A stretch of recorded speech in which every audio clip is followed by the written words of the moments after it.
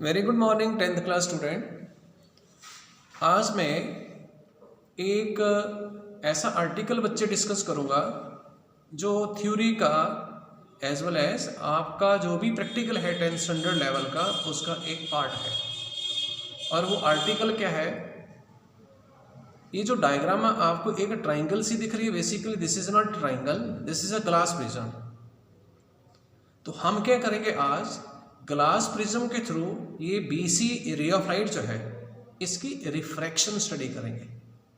BC this is incident ray of light, क्योंकि ये fall कर रही है एंड फॉल करने वाली रे ऑफ लाइट को बोलते हैं इंसिडेंट रे ऑफ लाइट। तो इस बीसी रे ऑफ लाइट ने क्या किया, ये वाला जो फेस है इस ग्लास प्रिज्म का उसके ऊपर फॉल किया। कितने एंगल पर ये फॉल करेगी उसको मैं डिटरमिन करने के लिए इस सी पॉइंट पर नॉर्मल ड्रॉ करूंगा। नॉर्मल का मतलब परपेंडिकुलर, ये ड्रॉ कर दिया मैंने नॉर्मल। इस नॉर्मल का नाम क्या है, N1C। This is a normal. तो नॉर्मल से लेकर के इंसिडेंट रे तक जो एंगल होगा उस एंगल को नाम देते हैं हम एज एंगल ऑफ इंसिडेंस। ये रे ऑफ लाइट अगर ग्लास लैब ना हो, ग्लास का आगे मटेरियल ना हो, तो ये बीसी रे ऑफ लाइट जो है वो रे ऑफ लाइट की रेक्टिलिनियर प्रॉपर्टी के कारण प्रोपेगेट करके स्ट्रेट लाइन ऐसे जाएगी। लेकिन होगा क्या, जैसे ये बीसी रे इस बी पॉइंट पर इंसिडेंट करेगी, फॉल करेगी, तो बीसी रे ऑफ लाइट मीडियम चेंज करेगी, एयर से ग्लास में जाएगी। This is a glass, air से ग्लास में जाएगी तो मीडियम चेंज हो जाएगा। सो दैट्स वाई इस सी पॉइंट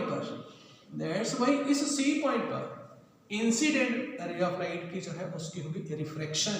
कहां से, एयर से ग्लास में। तो रे ऑफ लाइट क्या करेगी, इस एक्चुअल पाथ को छोड़ेगी, इस डॉटेड पाथ को छोड़ेगी एंड बेंड कर जाएगी towards normal. This is a normal.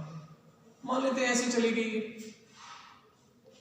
इस सी जी, ये पॉइंट मैंने जी ले लिया। इस बच्चे जी सी जी पॉइंट, सी जी रे को मैं लिखूंगा as refracted ray of light. Refracted ray of light. तो ये सी जी रे इस फेस के लिए एक इंसिडेंट रे का रोल प्ले करेगी एंड यहां पर वो प्रोपेगेट करेगी ग्लास से एयर में। सो दैट्स वाई उसकी इस जी पॉइंट पर फर्दर हो जाएगी रिफ्रैक्शन। तो यहां पर एंगल ऑफ रिफ्रैक्शन कितना होगा, एंगल ऑफ इमर्जेंस कितना होगा, उसको काउंट करने के लिए मैं इस पॉइंट के ऊपर ड्रॉ करूं अगेन एक normal and that normal is से N2G। This is the point से G। अब क्या होगा, रे ऑफ लाइट जाना जाती है स्ट्रेट लाइन में, लेकिन जब वो रिफ्लेक्ट होगी डेंसर से एयर ग्लास से एयर में, तो अपने इस एक्चुअल पाथ को छोड़ेगी। एक्चुअल पाथ इस पाथ को छोड़ेगी एंड इससे दूर जाएगी।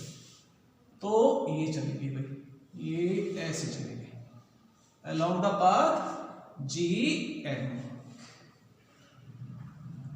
अब अगर मैं इस GN रे ऑफ लाइट के पाथ को बैकवर्ड प्रोड्यूस करूं, पीछे की तरफ एक्सटेंड करूं, तो देखो ये ऐसे आई।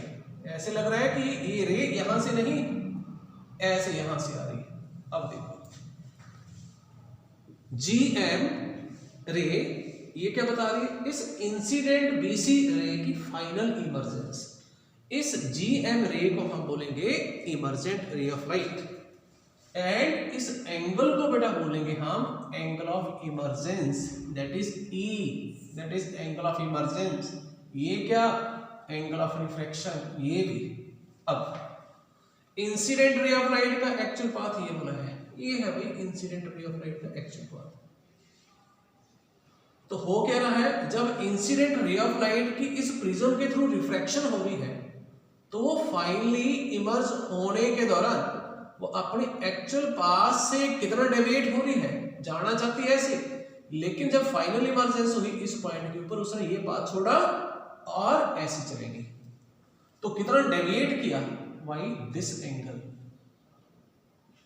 इंसिडेंट रे ऑफ लाइट की जब ग्लास प्रिज्म के थ्रू जी पॉइंट पर फाइनल इमर्जेंस हो रही है, तो इंसिडेंट रे ने अपने पाथ को छोड़ करके कितना डेविएट किया, that angle is known as angle of deviation.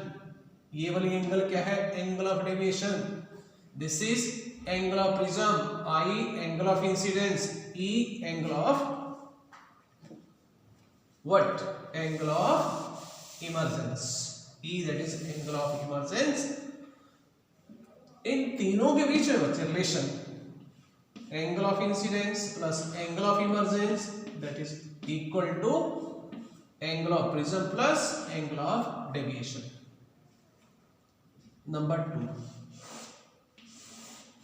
इस डायग्राम में BC that is incident ray of light, NC that is normal at the point C, N2G this is the normal at the point G, CG this is refracted ray, GM this is emergent ray।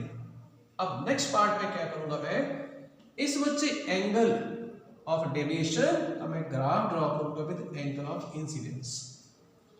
तो graph जो है हमारे पास इस तरह से रहेगा। Glass prism के through जब हम रिफ्रैक्शन स्टडी करते हैं तो ग्लास प्रिज्म के लिए, ये प्रैक्टिकल का पार्ट है बच्चे, ग्लास प्रिज्म के थ्रू जब हम रिफ्रैक्शन स्टडी करते हैं तो ग्लास प्रिज्म के केस में एंगल ऑफ डेविएशन का जो ग्राफ बनता है विद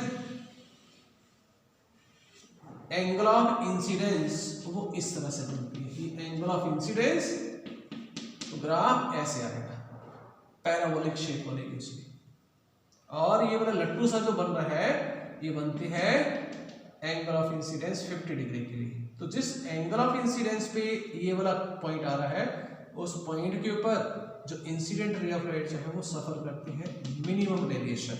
आपने इसकी चिंता नहीं करनी है, सिंपली ग्राफ लर्न करना है कि एंगल ऑफ डेविएशन का graph with angle of incidence ऐसे आता है। तो ये ग्राफ तो पता है कैसे बनाते हैं, ऐसे ऐसे इस तरह से, यहाँ पर भी कोई पॉइंट होगा। ये मींस स्टार्टिंग में जब हम एंगल ऑफ इंसिडेंस को इंक्रीज करेंगे तो एंगल ऑफ डेविएशन डिक्रीज करेगा और मिनिमम हो जाएगी 50 डिग्री पर, एंड देन फर्दर 50 डिग्री से आगे अगर हम एंगल ऑफ इंसिडेंस को इंक्रीज करते हैं तो एंगल ऑफ डेविएशन इंक्रीज करना शुरू कर देती है। Thank you student.